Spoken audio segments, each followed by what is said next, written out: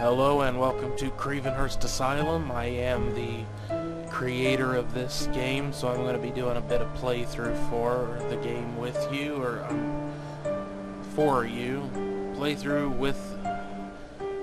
of the game for you, yes. English. I am familiar with the language, it just doesn't seem to want to work for me today. Alright.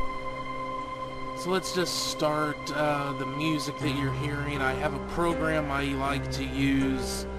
It creates kind of randomly generated compositions based on various criteria you program into it or just assign it. I'm not real great on music theory. I'm very new to that part of producing music. But I am good with my instrumentation and a lot of the other things that really create the atmosphere. It's really the notes and all that stuff. I'm still learning.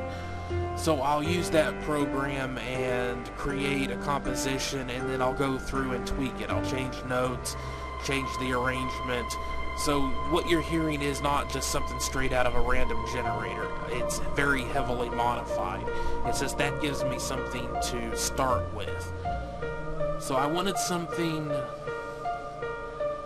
I didn't want to go too close to anything in particular with this, so I used some synthetic choiral voices, male-female, to give it that kind of haunting choir feel to it, and just kind of that steady piano that just kind of keeps playing and fades in and out, and other elements come in and come out. I wanted something for the title music that's kind of haunting but not necessarily unpleasantly so, just almost soothing, but at the same time kind of creepy. And then the first piece of music within the game is a variation on this same piece of music. So let's go ahead and start a new game. So this is the newest version of the game. I have instructions here, since some people do have trouble with this, figuring it out. I guess that's just a personal thing. I don't usually leave it or put instructions in games because I guess just growing up with like Nintendo games, they didn't tell you shit. You know, they might come with a little booklet if you were lucky. They would give you instructions, but basically, if you wanted to figure out how to play the game, you just played the game and figured it out for yourself. But this, you know, arrows to move, C for action, X for menu, equip weapons and gear and equipment. The items that you can find in the game, some of them are only usable during fights, some can be used at any time. And you can do some crafting. So I did one of my changes to the game. Kind of the 2.0 version was to change the lighting to give it a darker horror game feel, because originally I wanted to go for a little bit of a contrast. Usually horror games are dark. I wanted to do bright, because you go into a hospital, even at night, it can be 4 o'clock in the morning, 2 o'clock in the morning in the hospital, and you know, if you can't see a window, it could be in the afternoon. You know, the only thing that really changes is how many people are there, because they're always brightly lit. But I got some complaints about that, so, and you know, it wasn't that important to me, so I went ahead and just did the lighting thing. I found this, it's Kaz's lighting effects, I think. So the first thing you'll want to do, you can check this, is a worn spot in the padding. If you got something to cut it, you can get some of the padding up. You come over here, you can bash your own head in against the wall, because I wanted suicide to be a recurring theme through this. The patient that you're playing as, she's in a padded cell, maximum security, she's been suicidal, so I wanted to have that as kind of a, you know, there's a lot of dark stuff throughout the entire game, because obviously if I'm going to make a game about being in an asylum, escaping an asylum, I can't just ignore all the shit that goes along with that. So the patient you're playing as is suicidal, and you'll come across options to do something about that through the game, and if you choose to go ahead with it, you kill yourself, and the game's over. But of course, unlike real life, it is a game, so you can just reload where you last saved, and you should save. So this is just the basic story, setting things up. Something woke you up, there's been something hit the door, and it broke the window, so you can get a piece of glass out of the window here. Then you can come down here, and this is a mistake people make. They don't check more than once. You can cut the padding, you get some string, do it again, and I've added some new dialogue here to get people to do it more than once, because when I first made this, I wanted it to be kind of a mystery thing as well. There are no real explanations for what's happening in this asylum, and I'm not going to even tell you in this playthrough what's actually going on. I know the way I wrote the whole thing and put the whole thing together. I know what's going on because the Kravenhurst Asylum is part of a larger kind of a story. I'm heavily influenced by Lovecraft and some of the things he did, like creating Arkham, which is actually Arkham Asylum from Batman, is named after his Arkham City in the New England part of the United States, that collection of states that just tends to get called New England. So he had Arkham University, and it was a city, a fictional city. So I created Kravenhurst, and I think it's Greenville, Washington, because Greenville is the most common, one of the most common city names or town names in the country, but there isn't one in Washington.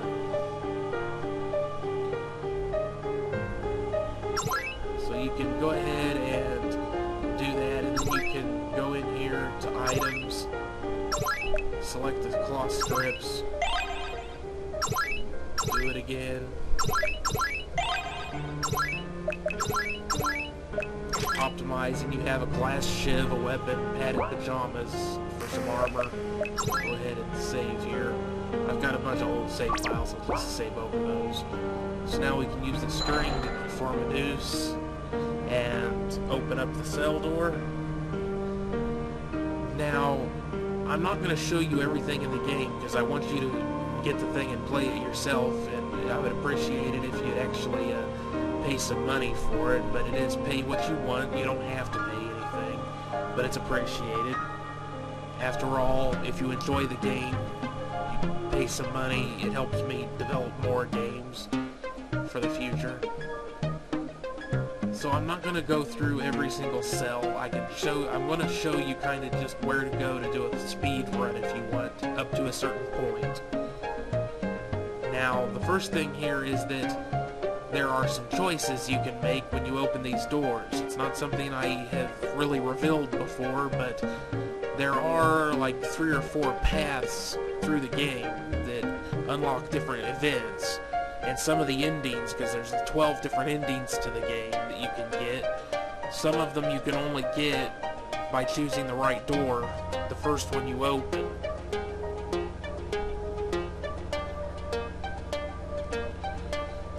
But since we're doing this the quick way,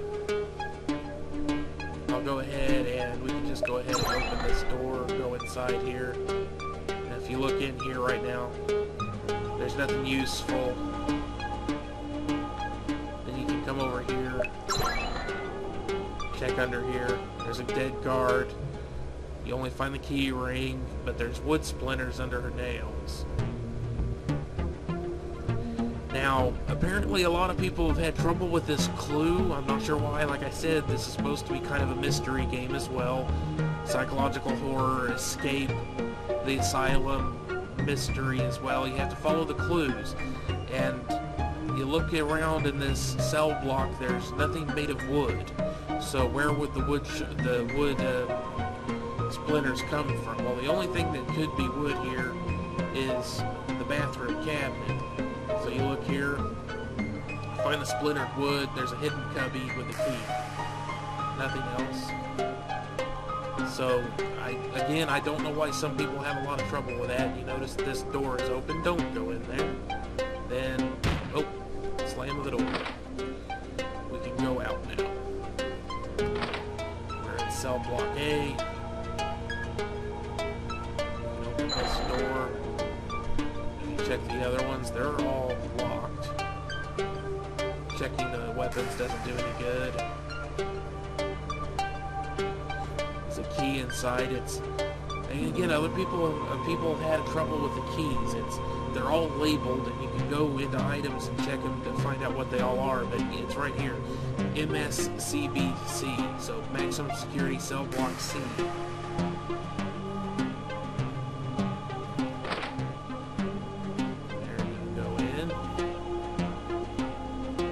Again, we've got some weird things going on in the cells, and a lot of the cells are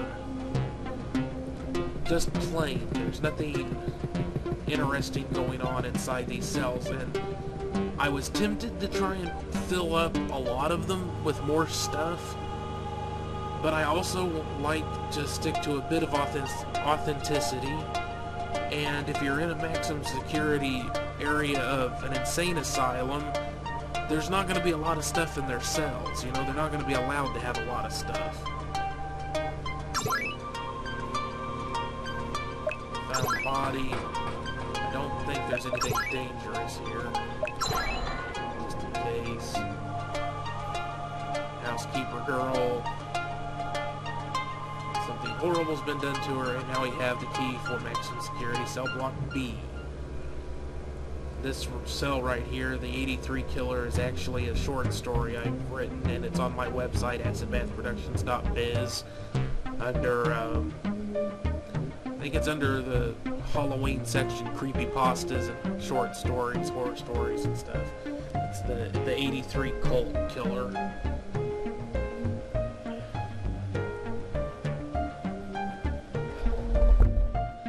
Try to move the keyboard here. Some trouble with the positioning. There, this is better. Alright, so now we have the key to cell block B. We'll go right through. And again, find some interesting things. I'm not going to reveal everything.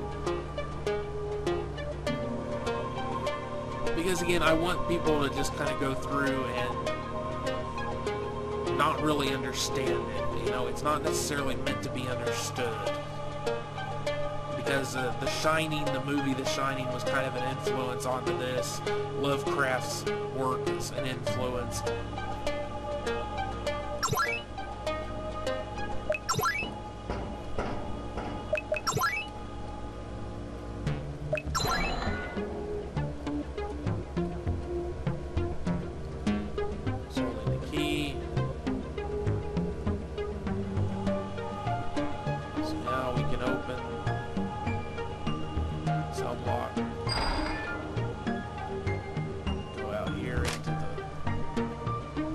Some fruit here.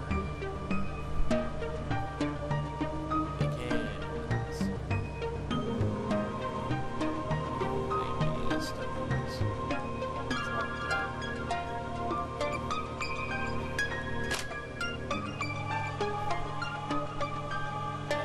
So the one I opened up is the chain that has the horrible great big bugs.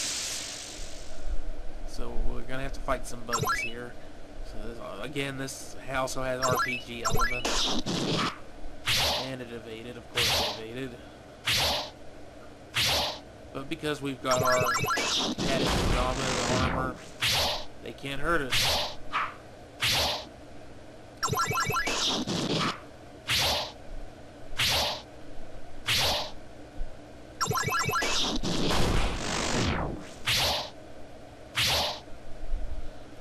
Tricky little buggers to kill, but they're not likely to kill you unless you don't take any precautions. And again, this isn't a combat-oriented game. That wasn't the purpose. The combat's there just, again, when I feel like it needed to be there or it served a purpose. So we bust into the med cabinet here to take some meds. We find the dead guard who has the key to the stairs, and we keep going here. I've also added some new stuff to lockers in this version, the newer version.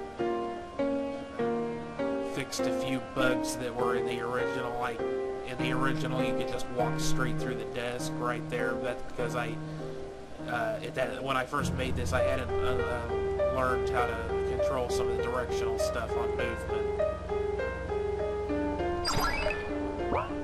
Let's go ahead and save. But alright, so we can go ahead. We can also take the fire extinguisher, which is a weapon. Here's maximum security. And we don't need to go downstairs yet. That's to the basement, the sub-basement. The door to the first floor is open, so we can come straight in. We can take the fire extinguisher. There's some stuff you can find on the computers. Over here, there's a clue. You can find all kinds of stuff for crafts. Most of it doesn't look useful. It's kind of a hint that something could be useful. There's a little reference to Beetlejuice right there. Come down here. See, we can get right into this area, but can't go through any of the doors yet. But there's a note on the desk and a lockbox. And a note tells you that the lockbox key has been left with a rookie, and that the guy who left it there for him has gone up to check on the second floor, Lightmore. And the security system's in full lockdown. It gives you some information about that.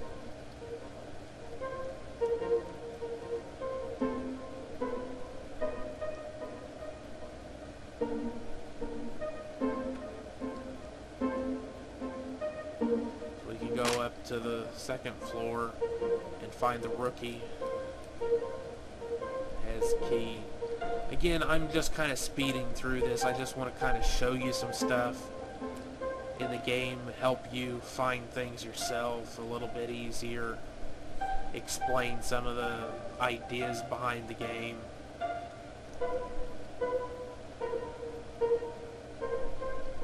Which I guess I can do, kind of get into that a bit more now, because I haven't really so far. So my original ideas for this, it started off as a choose your own, or not a choose your own path, it was a text-based idea.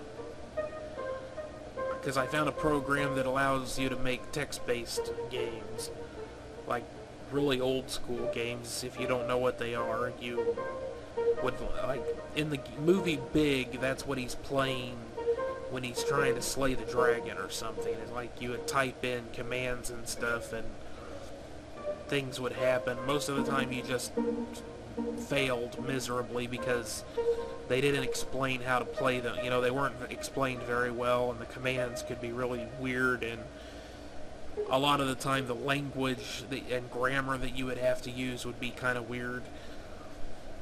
But that was the genesis of this game. Was I found that program. It was free.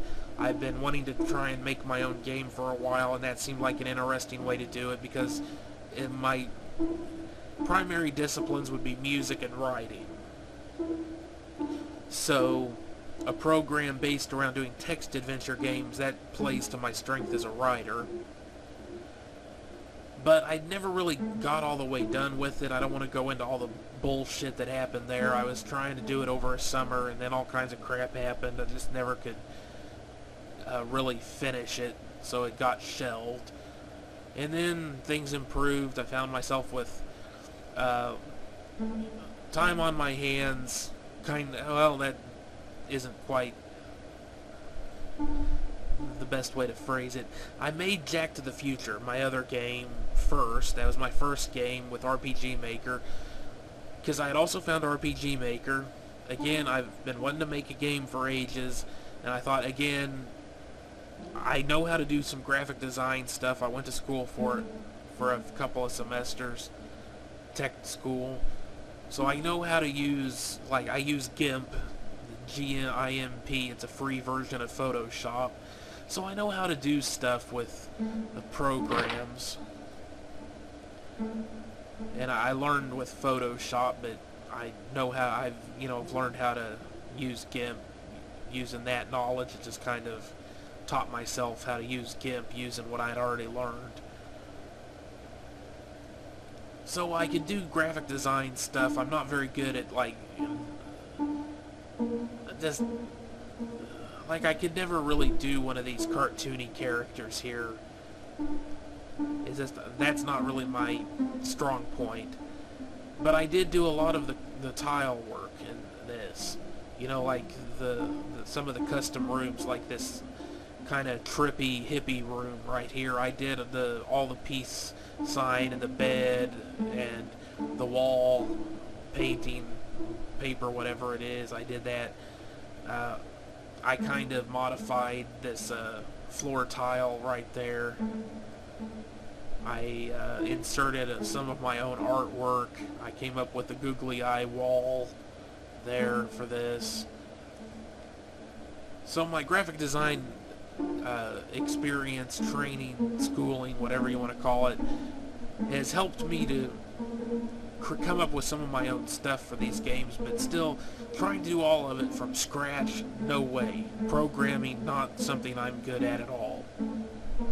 So again, RPG Maker gave me an opportunity to kind of get my feet wet on making games, but still play to my strong suits. You know, writing, music, you know, more altering things that already exist as far as graphics go, because photos, working with photos was really my strong point on Photoshop. And even when I do my album artwork and stuff, I'm usually doing photo manipulation. But you know, stuff like, again, like the wall, the tile on there for the wall already existed. I just modified it, and that, like, there's a hookah right there that, you know, I adapted some other tiles to make that. So RPG Maker was just a really good fit for me, and I made Jack to the Future as kind of my, you know, I wanted to do kind of a comedy game to start with, because I thought that would be fun. And I had struggled for a long time for an idea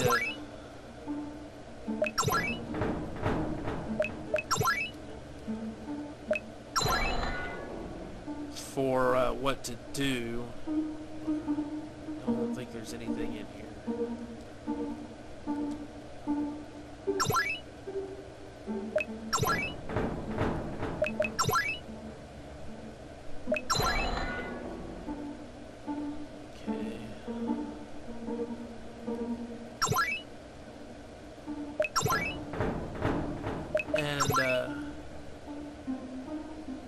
Jacksepticeye played a fan game that was very different from other fan games, and gave me not so much ideas about what I would want to do for my own game, but just I had thought about doing a fan game for my first game, because it gives you some stuff to draw on. You don't have to do everything from scratch. It just gives you something to work with. But I also wanted to be able to do my own thing.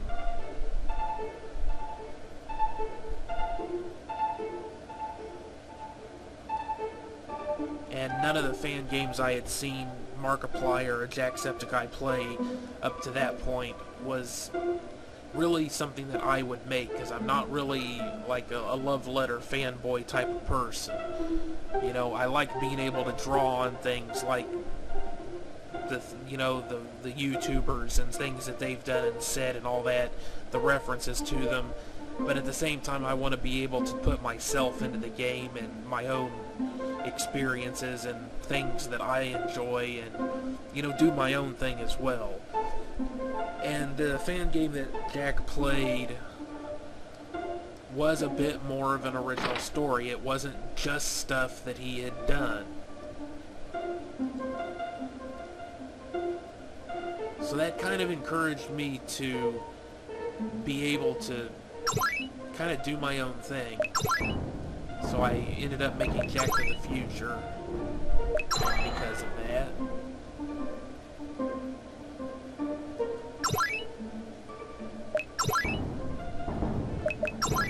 And then after I finished Jack to the Future, because when I made the game, I had no anticipation that he would actually play it.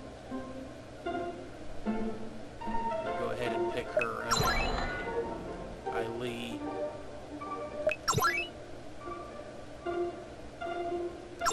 Terrible. Don't.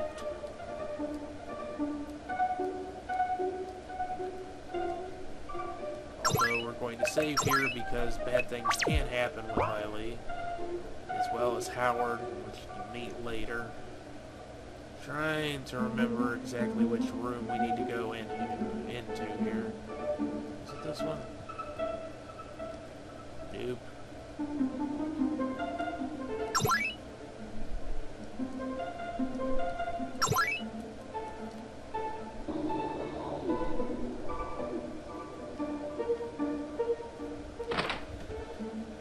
So, as I was saying, after Jack to the Future, I was done with that. I was trying to think of another project I could work on. And that's when I thought of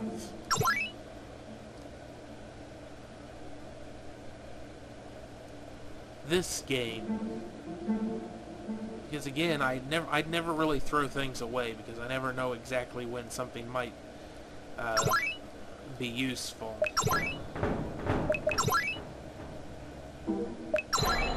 Again later.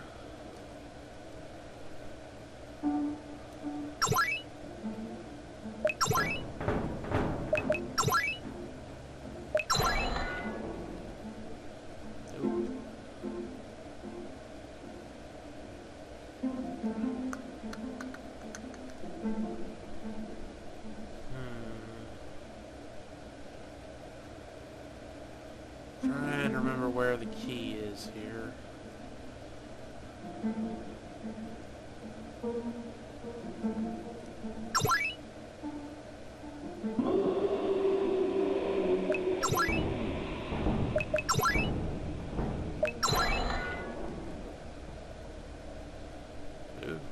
Ooh.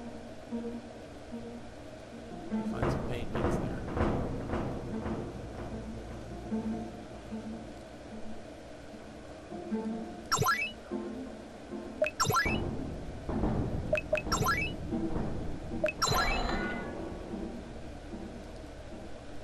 No scene underneath it. Alright, he's not here.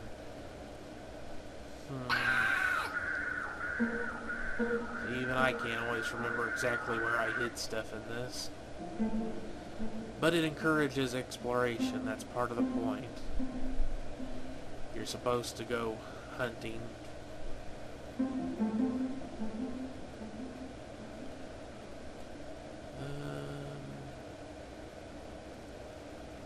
Let's see.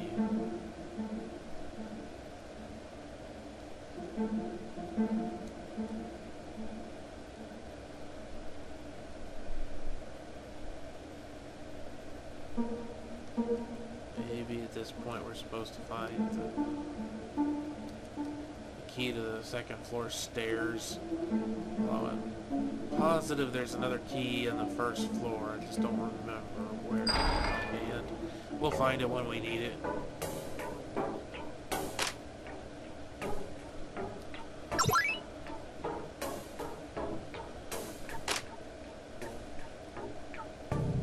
Use the jukebox and listen to some of my music. It's on here.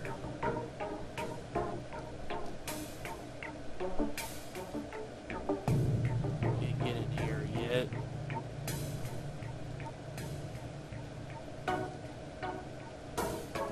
Alrighty. Find her.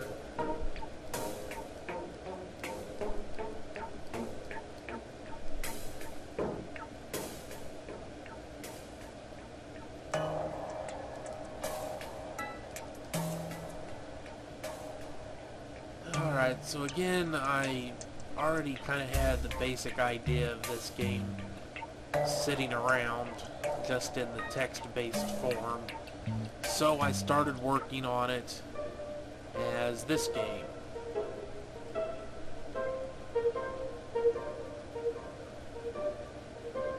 And basically that's it. At least insofar as the story behind the game. Now, stuff I was hoping to do with this, I wanted to kind of explore psychological horror a little bit, because I kind of feel like it's an ignored area of the horror genre. Everything these days seems to be about jump scares and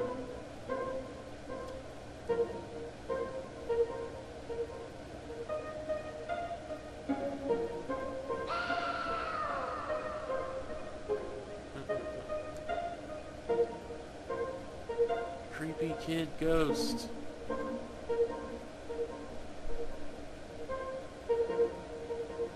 Why can I not remember where to go?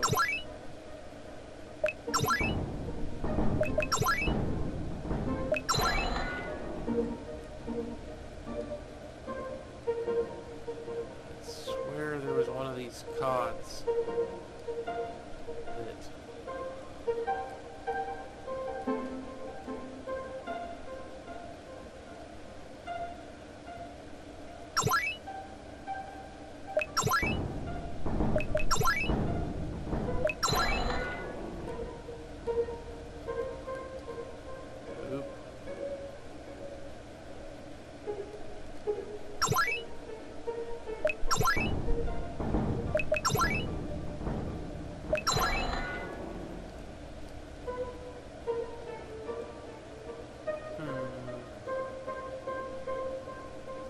has to be the 8-block then.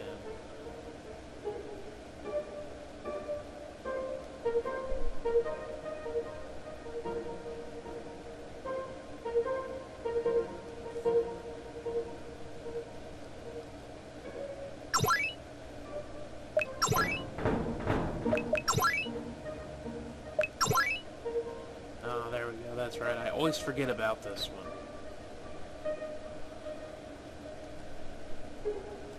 Now we can get into 2CB. Let's see, what was that one? 2CBB. Floor 2, cell block B.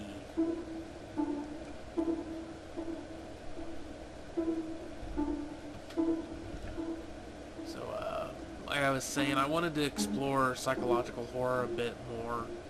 Explore some of my own ideas about the horror genre in general.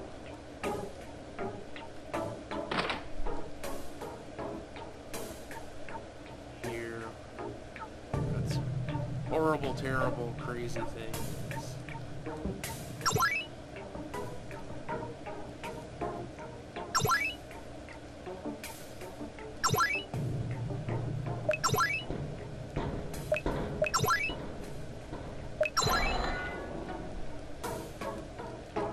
Third floor now.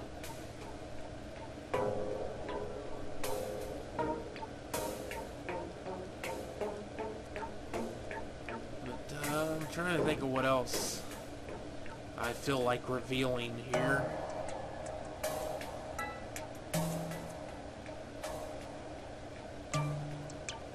Part of it is that I wanted to make a game where you really kind of had to pay attention to what was going on,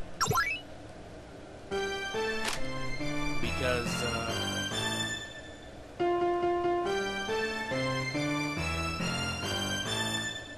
you know, sometimes people talk about wanting games that are more intelligent, so I wanted to actually make a game that was.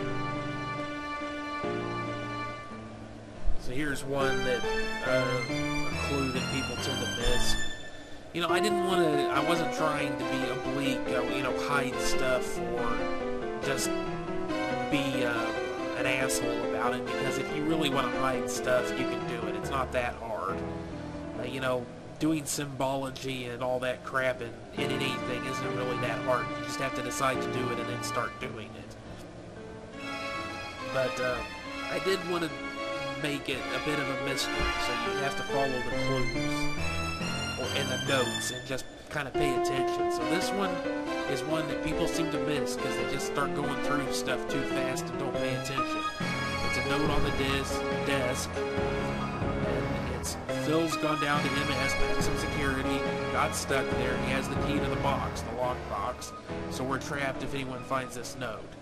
And then it cuts off. So one of the guards has gone down to maximum security. You're going to have to go back down to maximum security where you started. I don't know why that's so hard.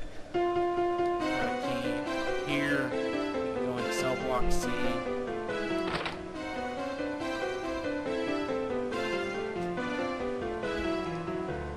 Go around the chair.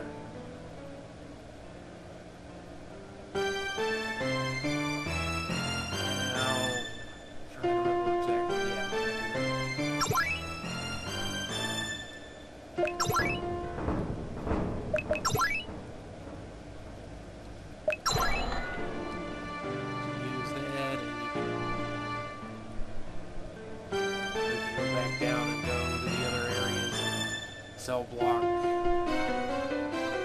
2.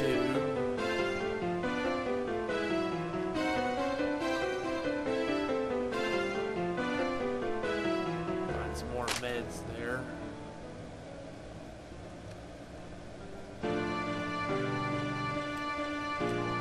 Show you one of my little, not really an Easter egg, but again, I like to put little things in to reward people who pay attention. So, you got all this blood spatter here. There's an inmate right there we can fight, but I believe it's this one.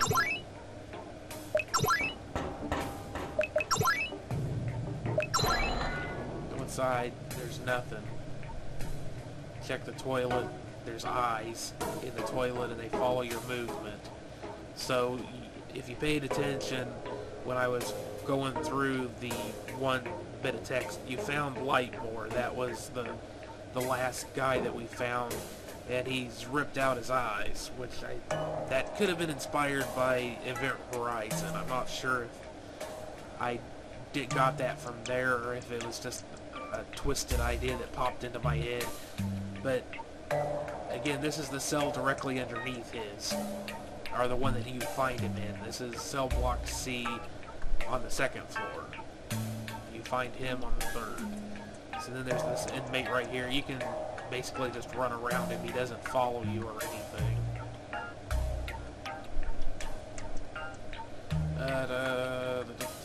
Trying to remember.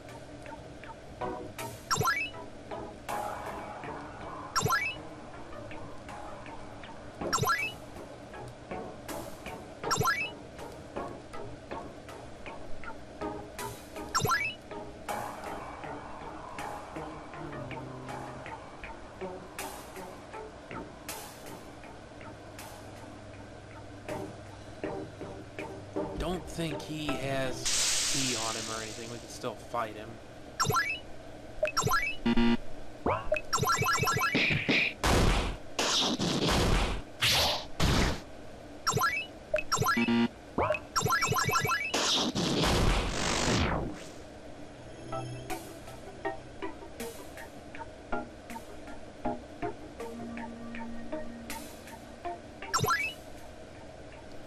Nope.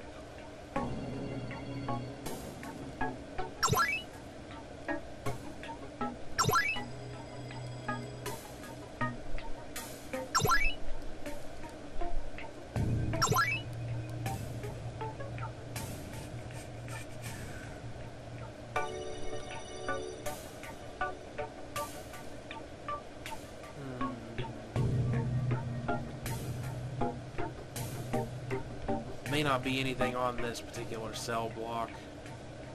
Not every single one has something on it. Because we can now get into A and B. Check A. I believe it's actually this one. Still think it's that one.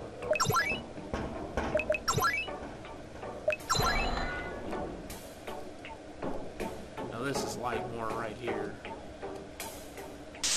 And this is more or less a 50-50 thing. Sometimes you get it, sometimes you don't.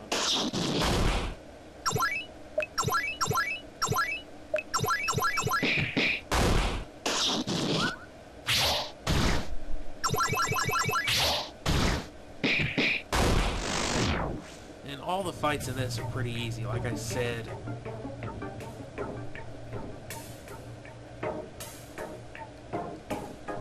The fights aren't really a big part of this. I believe right here you can...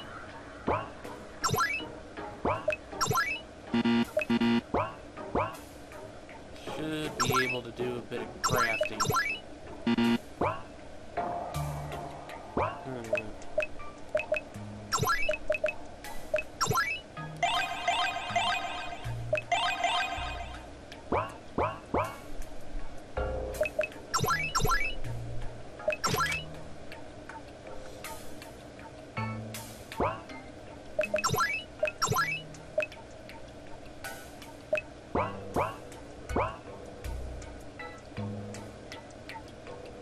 It doesn't really matter.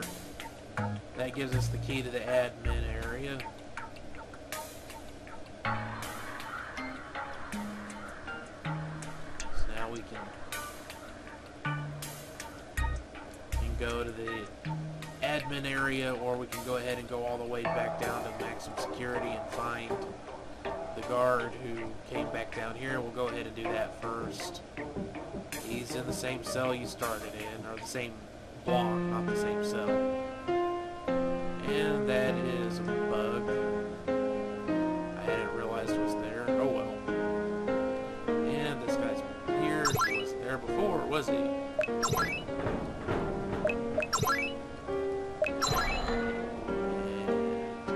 he wasn't there before, and his arm's wet. Again, to me these are pretty straightforward clues. His arm's wet, that means toilet. I believe it was this one. And there it is.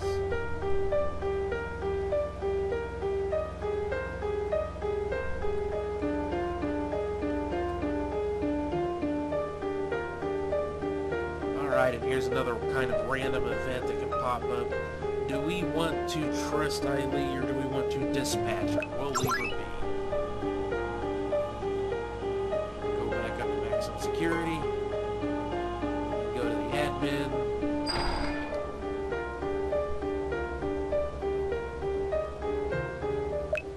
and we'll go ahead and trust her.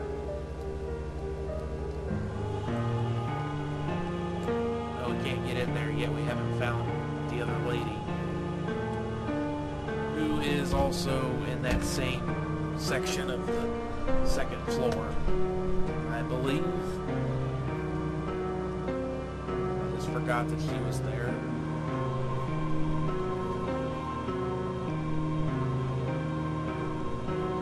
This is the third floor. Not too far.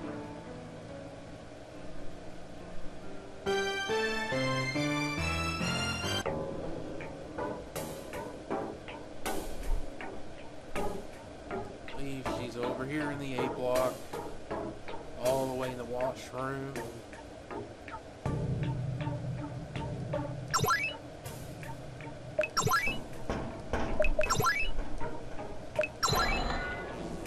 Must be a different one.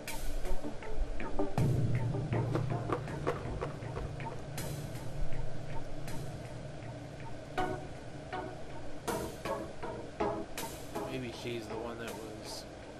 Maybe was she in the B block?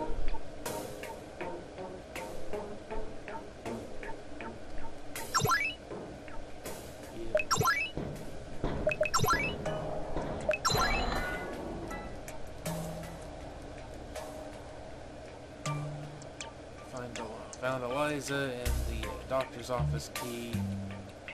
Just missed that before, forgot about it.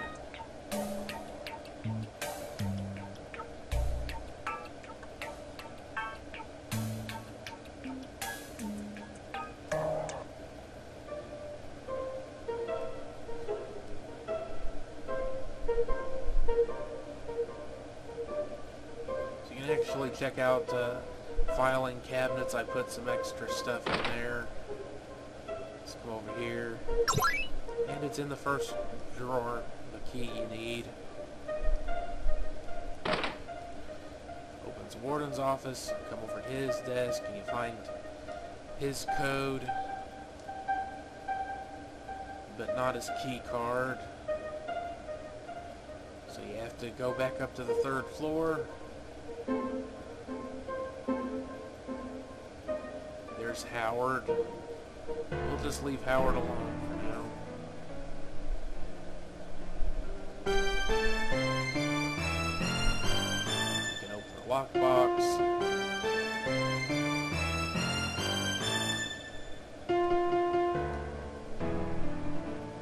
That's different, isn't it? B block first. We'll trust her. We'll see. Nothing. That's because in order to find the warden, you have to go to the A block. And again, this is really just about exploration. I'm not trying to jerk anyone around or mess with them or make it take longer than it needs to.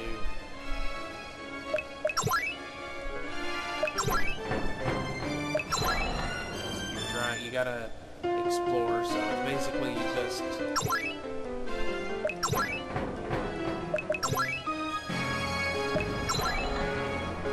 have to go into a couple of the cells, those two.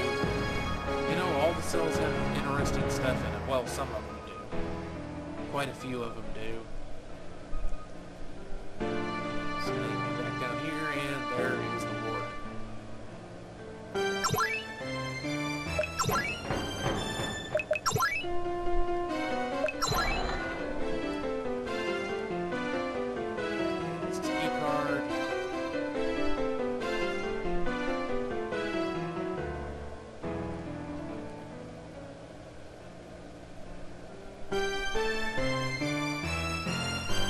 Talk to him.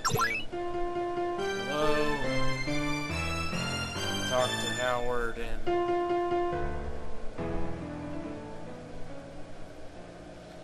and because we have Eileen with us, Howard doesn't like, or she sets Howard off, so he attacks.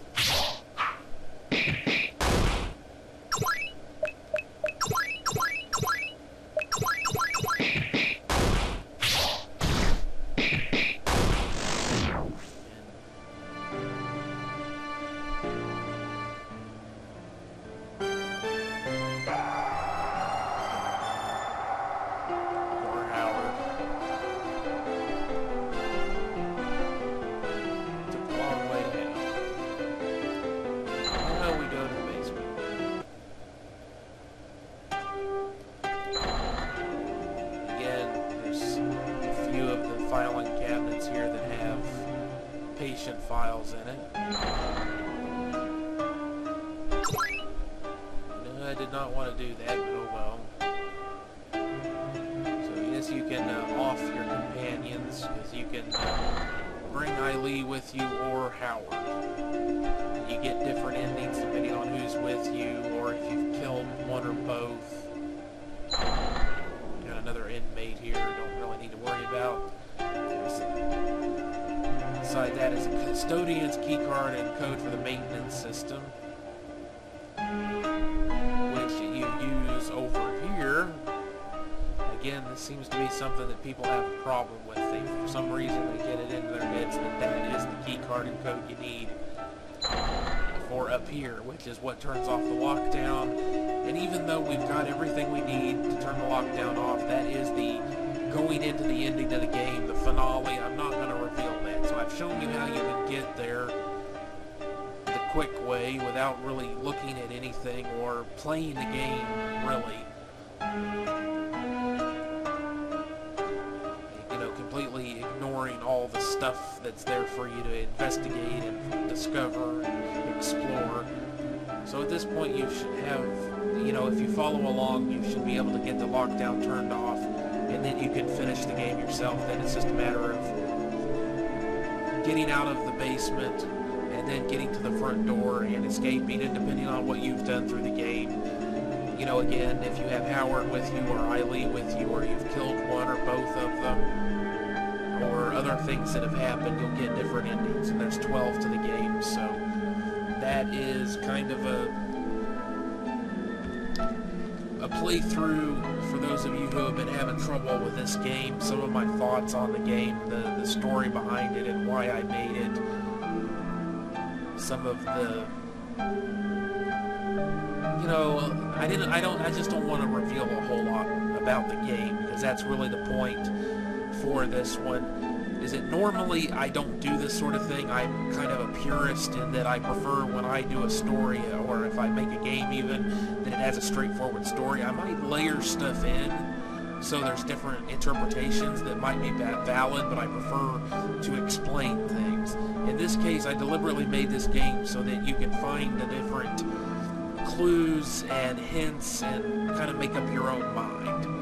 So as you explore through the asylum, you'll come across all kinds of different explanations, and any or all could be valid. I know which one I'm working from with the game, but you can make up your own mind while you play and try and figure it out for yourself. That's supposed to be part of the game. So thanks for watching.